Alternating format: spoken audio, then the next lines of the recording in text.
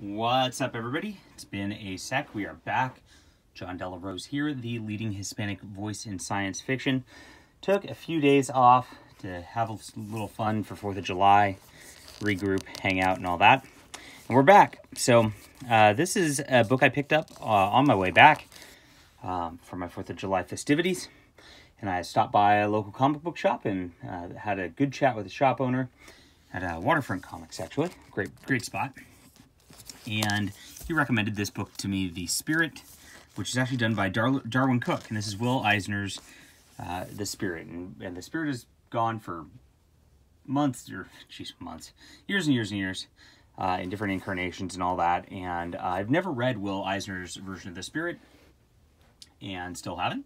And I was curious about that. The shop owner said they're very Golden Age-y style stories, so maybe I'll get to it at some point. But Darwyn Cooke picked this up with from DC Comics in 2007, I believe it is. And this is book 2. He didn't have book 1. These are the hardcovers that they came out with at the time, and they only did hardcovers of Darwyn Cooke's. Get a little cutout of the art as the, you can kind of see it here, as the cover, which is kind of neat. You get the art actually behind the dust jacket, which is also neat. All right, so he didn't have volume 1, which is okay. And most of these are just one-off stories anyway. I think they are all one-off stories. And so it was what it was anyway. And it starts off with actually one written by Walt Simonson. There's actually 3 stories to start. I enjoyed the Simonson story quite a bit. Gets into one by Jimmy Palmiotti with some cheesecake in there, as Jimmy Palmiotti is wont to do, which is a pretty good story too. And this one in here, which was done by Kyle Baker, who I'm not familiar with. This one bothered me because I really hate this like lettering. It just, this kind of lettering style, I guess it's like a manga influenced style or something like that. But I find it looks wonky. I mean, you see traditional lettering here that's a little better. And it actually threw me out of the story a little bit. And maybe I'm one of the only few people who care about such a thing. But that's it. And then we get into Darwyn Cooke stuff. And as you see, Darwyn Cooke's signature cartoony style of art, I think it fits very well with this Golden Age-y style character. Now, what he wrote and did the art for the next several issues.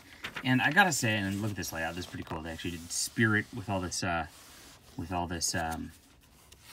interesting art inside there as the layout. Pretty neat. Cool looking stuff. I enjoy it. I enjoy his style of art quite a bit. Now, I was not hooked on his writing so much. I'm not gonna lie on this. I really found these a bit tedious to get through for the rest of the book, and for a couple of reasons. One, I just feel like there really wasn't enough of an establishment of who these characters were, or their motivations or anything like that. Maybe I'm supposed to know who some of these people are. There's a gal who lost her memory here, who's a secret agent type, and they need her to fix things in order to save the day. And eventually she does. He kisses her to snap her out of it, and we learn that he's like got a girlfriend, I guess, so he shouldn't have done that. I don't know. And this might have been the best one in here. But I don't know, maybe I have to have read The Spirit first to understand these and get this. And that is, that's a little difficult for me. I feel like you should be able to jump into these a little better. This one's a strange one and had a very different take than the rest of the book. And it has a character that, like, he's like a zombie. And he's in a graveyard. And it doesn't resolve itself. It ends.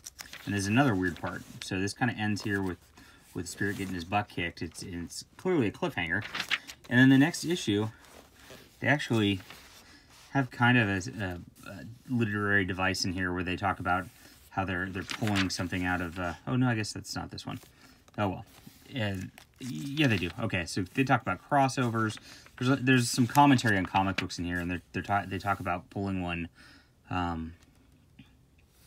of the inventory drawer. And I don't know why they skipped the conclusion to that and went into this.